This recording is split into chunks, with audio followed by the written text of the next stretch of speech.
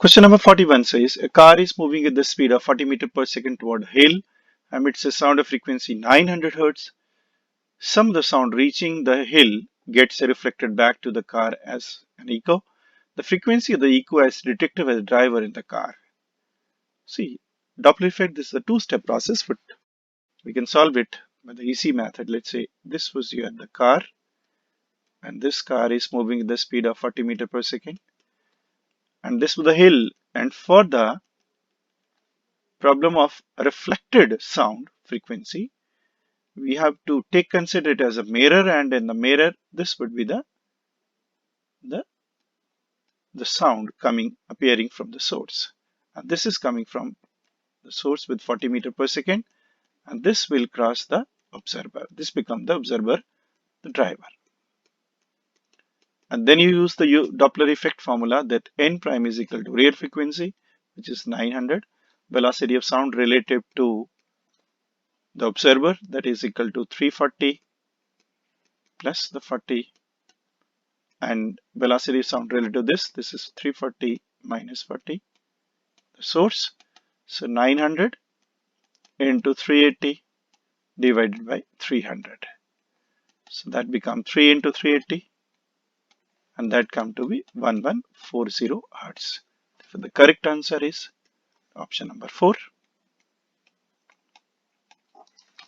Question number 42 says an open organ pipe of length L vibrates in its fundamental mode. The pressure variation is maximum.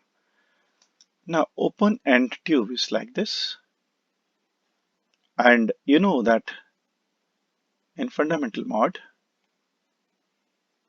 node is created here. Where the node is created, there the pressure antinode is formed, and pressure antinode has the maximum pressure variation. Therefore, the correct option, maximum variation, is at the middle of the pipe. So answer to this question is option number 1. Question number 43 says that noise in a classroom in the absence of teacher is 40 decibel when 30 students are present. Assuming that on an average each student output the same sound energy per second, what will be the noise level if the number of students increase to 60? Now see, the number is doubling up. As the number is doubling up, therefore the intensity will also be doubled up. So I mean, what will the loudness level change? That is clearly decided by 10 log of the new intensity to the old intensity. And this is 10 log of, it's doubled because number is doubled. So 10 multiplied by 0.3010 and approximately 3 decibel the difference. Therefore, L2 minus L1 is equal to 3 decibel and L2 is equal to L1, which was 40 plus 3. So new will be 43 decibel. And therefore the correct option is answer number 4. Question number 44 says that a bat is emitting an ultrasonic wave of frequency 5 into 10 to the power 4 Hz, flies at speed of 5 meters per second between two parallel walls. If the speed of sound is 330 meters per second, then the number of beats per second produced by the bat will be nearly obviously heard by the bat itself. This is one wall, and this is another wall, and somewhere here is bat which is flying with the speed of 5 meters per second, and this become the obstacle. And what is the frequency of the returning to the bat? So n prime is equal to n. The sound will come from here. This appear to be a source coming in this direction and crossing the observer. So n into velocity of sound, it's given 330. So 330 plus 5 and divided by 330 minus 5. So n was given 5 into 10 to the power 4 into 335 divided by 325. Likewise, one sound which goes this way and then reflect back, we can solve that frequency is equal to 5 into 10 to the power 4, and this will be 325 divided by 335.